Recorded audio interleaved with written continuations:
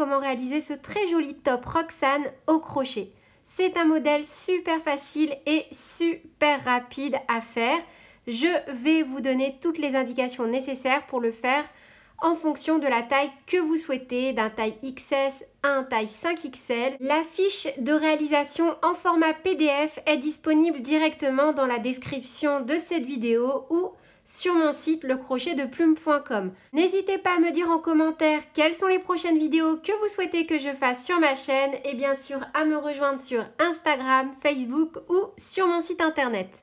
Pour réaliser ce tutoriel, je vais venir crocheter ensemble deux fils, la Emi et la Cali de chez Loupation et je vais utiliser un crochet taille numéro 5. Le fil Emi est composé à 100% de coton, 50 grammes, 85 mètres et il est recommandé de la crocheter avec un crochet taille numéro 5.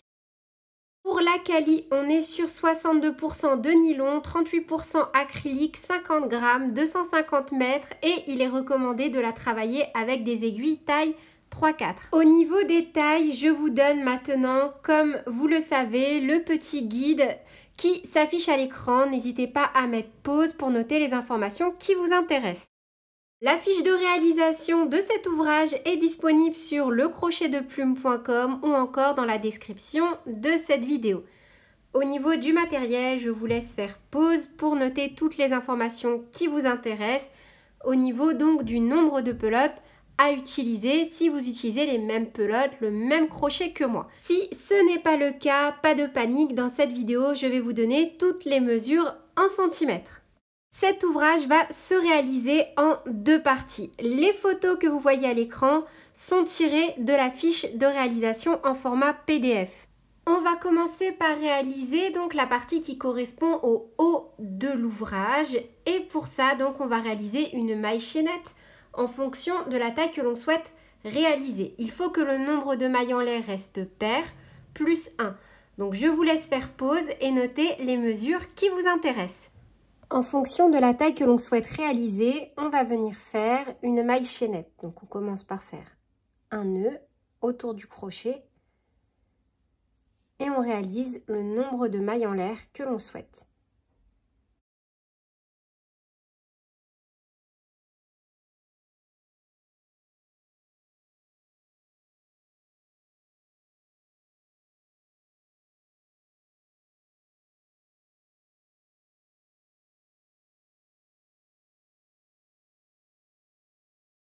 Une fois que vous avez la maille chaînette avec le nombre de mailles en l'air que vous souhaitez pour votre taille, on va faire à chaque fois des rangs en commençant par 3 mailles serrées. On travaille qu'en demi-bride et les 3 dernières mailles, 1, 2, 3, on fait 3 mailles serrées. Là, c'est ce qu'on va faire. Donc, on va faire 3 mailles serrées, autant de demi-bride que l'on a de mailles en l'air, sauf les 3 dernières, 1, 2, 3. On viendra faire également 3 mailles serrées. Une maille en l'air supplémentaire, 3 mailles serrées. 1, 2, 3. Et on fait que des demi-brides jusqu'à arriver aux 3 dernières où on fera 3 mailles serrées.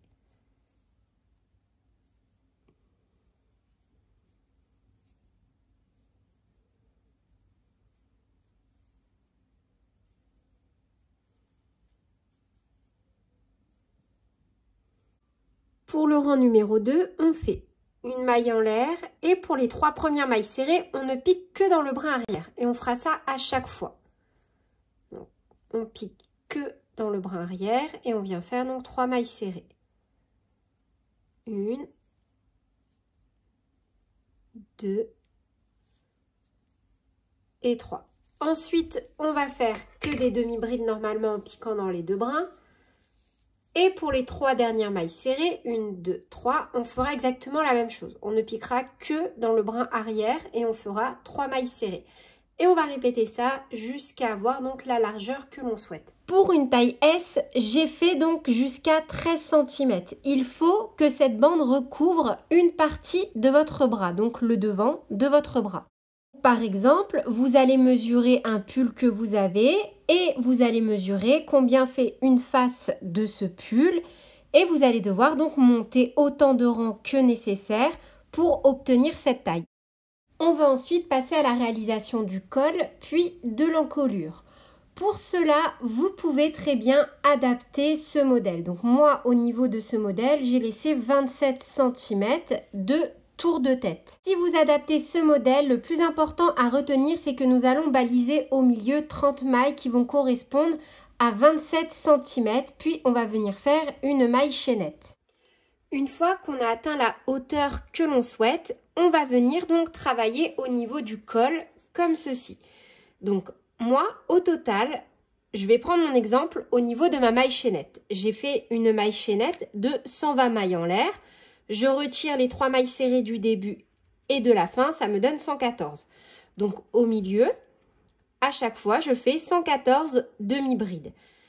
Et ici, pour former le col, on va retirer 24 mailles. Donc 24 mailles, c'est la taille que l'on souhaite donc laisser au niveau de l'encolure.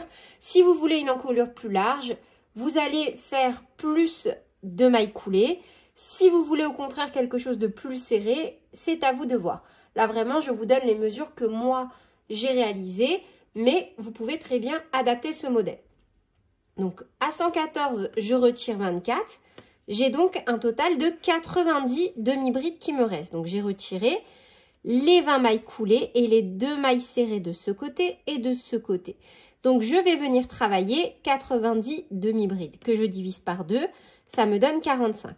Donc ce que je vais faire, c'est que je vais faire 3 mailles serrées, toujours travailler par l'arrière, 45 demi-brides, 2 mailles serrées, 20 mailles coulées, 2 mailles serrées, 45 demi-brides et finir par 3 mailles serrées. Vous, voilà, vous allez adapter en fonction de ce que vous faites. Moi ici, c'est parce que c'est le nombre de demi-brides, encore une fois, que je travaillais au milieu. Là, ce qui compte vraiment, ce qu'il faut retenir pour cette étape, c'est que cette partie-là va correspondre à l'encolure. Comme ça, on n'aura pas besoin de venir retravailler le col parce qu'en fait, on va le faire avant de venir créer la maille chaînette pour faire l'autre partie. Pour le rang numéro 2, au niveau de l'encolure, on va procéder de la même façon. Sauf que cette fois, on va venir soustraire 30 mailles. Donc 24 pour les mailles coulées, 3 mailles serrées et 3 mailles serrées, donc toujours au niveau du milieu. Donc au niveau du calcul, on reprend notre nombre initial, donc 114 demi-brides pour ma part, vu que je faisais 114 demi-brides entre mes mailles serrées. Moins 30, puisque c'est le nombre de mailles que l'on va réaliser pour l'encolure, ça me donne 84.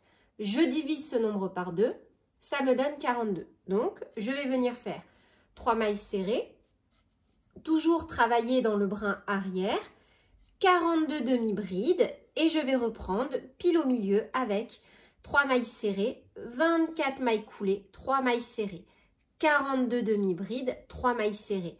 Vous allez devoir encore une fois adapter ce nombre de demi-brides en fonction de ce que vous avez pour faire votre taille. Voilà le résultat une fois que l'on a terminé nos 2 rangs pour réaliser l'encolure. On a normalement, si vous faites le même modèle que moi, 27 cm. Et je vais vous le positionner sur le mannequin. Et j'ai également déjà positionné mes petits marqueurs pour vous montrer où est l'endroit où l'on va rattacher donc notre maille chaînette. On va venir créer une maille chaînette donc au niveau de l'encolure. Donc pour ça, moi je viens simplement utiliser mon fil émis. Et là où on a fait donc nos dernières mailles serrées, on va laisser donc les marqueurs. On va piquer là où on a notre demi-bride à côté, dans les 2 brins, et on fait une maille coulée. Donc, on rattache notre fil, un jeté, on passe. Une maille en l'air qui ne compte pas, et on fait un petit nœud. Au niveau de mon modèle, moi, pour avoir 27 cm ici, donc on va mesurer comme ça. Si vous avez un souci et qu'il vous faut plus d'espace, rattachez votre fil un peu plus loin. Il n'y a aucun souci. Là, je vous montre vraiment en fonction du modèle que moi, je réalise. Donc, d'un marqueur à l'autre, j'ai environ 27 cm. Donc, on rattache au niveau de la maille derrière. Et comme on a sauté 30 mailles, on va venir créer 30 mailles. Donc, on va faire 30 mailles en l'air. 1, 2, 3, 4. Donc là, j'ai fait 30 mailles en l'air. Après, vous, si vous devez sauter plus de mailles, vous recréez le même nombre de mailles que vous avez sauté. Si par exemple, vous avez choisi de sauter 50 mailles, vous allez devoir faire 50 mailles en l'air. Et on rattache donc dans les deux brins derrière, vous voyez, la maille suivante, pas au niveau du marqueur. Et on fait une maille coulée. Donc, une maille en l'air, on coupe. Et voilà.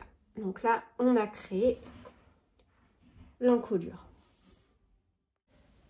Voilà le résultat. Et maintenant, tout ce que l'on a fait pour la première bande, on va refaire exactement la même chose derrière.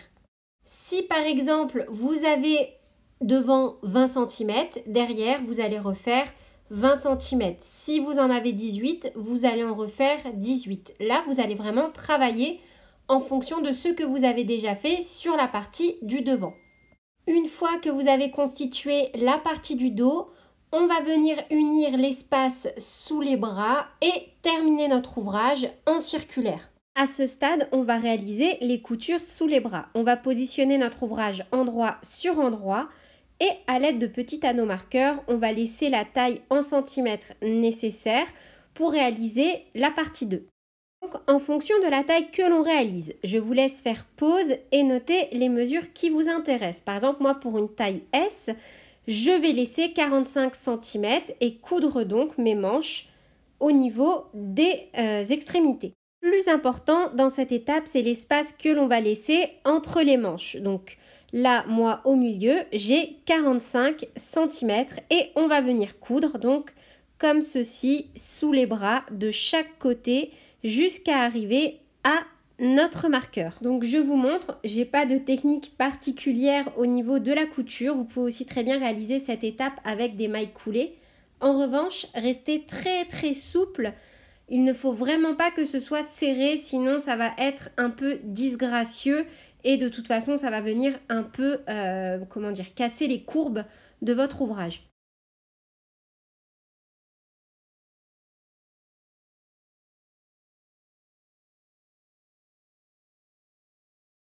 Une fois que l'on a uni les parties sous les bras, on va venir donc terminer notre ouvrage en spirale. Et pour ça, au niveau de la longueur, vous allez vraiment faire comme vous le souhaitez. Donc moi, je vais venir me repositionner en dessous au niveau de l'aisselle sur la partie endroit de l'ouvrage. Je vais rattacher mon fil simplement et on va continuer à crocheter qu'en demi-bride jusqu'à la fin. Donc maintenant, on va simplement réaliser des demi-brides jusqu'à la fin et jusqu'à avoir la hauteur que l'on souhaite. Donc là, moi, je me suis vraiment rattachée au niveau de l'aisselle. Et on ne terminera pas chaque rang par une maille coulée. On viendra directement faire une demi-bride dans la première maille du rang précédent. Moi, pour être sûre de ne pas me tromper, je viendrai à chaque fois mettre un petit marqueur sur la première maille. Comme ça, au moins, je saurai à chaque fois où commence le rang suivant.